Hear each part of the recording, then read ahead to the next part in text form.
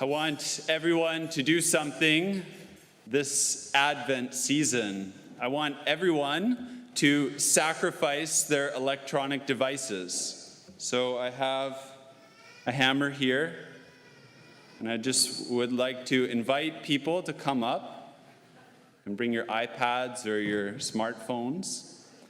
If any of you brought your TVs, you're welcome to bring those too. I could start with my iPhone. You think I'm kidding, but some of us might actually need to take hammers to our electronic devices, because I'm sure many of you have heard addictions to our electronic devices are real. Just when we look at a smartphone, we look at our smartphone 80 times per day on average, about 4 hours of use. That's just a little bit of part of 10 hours overall consuming social media and on our mobile devices. And just because this is the only socially acceptable addiction, it doesn't mean that it's actually healthy. John Eldridge, he asked a great question.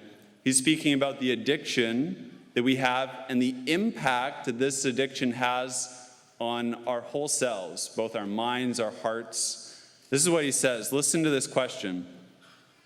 What does the constant barrage of the trivial, urgent, mediocre, traumatic, heartbreaking, or buffoonish do to us when it comes in an unending stream, unfiltered, unproven, unexpected, most of it unworthy, yet nevertheless we pay attention on demand?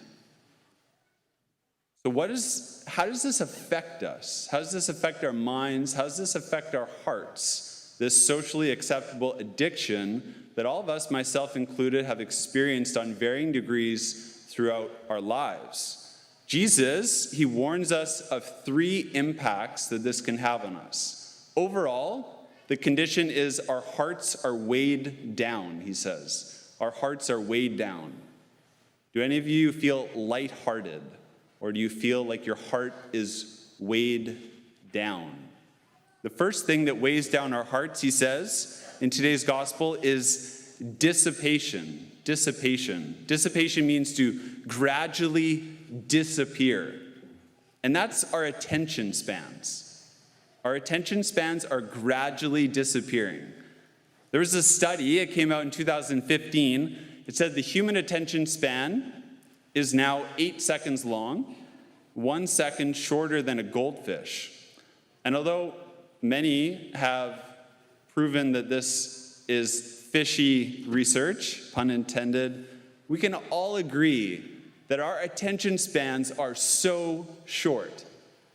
You've probably thought of like 5 other things so far during this homily of what you'd like to do. We've all lost our ability to focus, pay attention, so we no longer have the patience to read books or go on long walks or listen well to other people. We live at the depth of a tweet, and our minds are constantly distracted. Our souls, at a deeper level, feel exhausted, burnt out. And Bilbo Baggins, I'm reading The Lord of the Rings, he captures this really well. Maybe some of you feel like Bilbo. This is what he says. I feel all thin, sort of stretched, like butter that has been scraped over too much bread. So he's describing the impact of our souls. That's dissipation, the first effect of our hearts weighed down by addiction to electronic devices. Second is drunkenness. Drunkenness. We are drunk on dopamine. Dopamine is the system in our body that craves, wants, needs, desires. And it's not our fault that we are addicted to smartphones, electronic devices. That was the whole goal of these people who built them. Sean Parker, who's the founding president of Facebook, he said that this was the objective of Facebook in the beginning. This is the question that they had building Facebook. He says, how do we consume as much of your time and conscious attention as possible? He says, this is the mindset that allowed us to create the like button feature, to give a little dopamine hit, to encourage people to upload more and more and more. He says, we were working at a social validation feedback loop, exactly the thing a hacker like myself, Sean says, would come up with, because you're exploiting a vulnerability in human psychology. So we crave more and more and more. There's an endless stream, as all social media now has. It's an endless stream. You can keep going on and on and on. I'm sure many of us have experienced that. And the thing is, because we have this endless stream of dopamine, which is stronger in our systems than the opioid system, which makes us feel satisfied, because the dopamine system, the craving system, is more powerful. There's never an end. We never feel satisfied because the dopamine system is so much stronger in our human system. And the effects of this drunkenness on dopamine through social media is depression and anxiety. There's countless studies that show how the more social media use you have, the higher levels of depression and anxiety. So that's the second effect, drunkenness. The third is worries of this life. Have you ever wondered what it does to our souls when you have 24/7 access to global tragedy? Have any of you questioned that? The impact it has on our souls when you can tap into global tragedy 24/7. Jesus is the only person capable of receiving global tragedy 24/7. My heart, your heart, is not made to receive tragedy whenever you want, 24/7.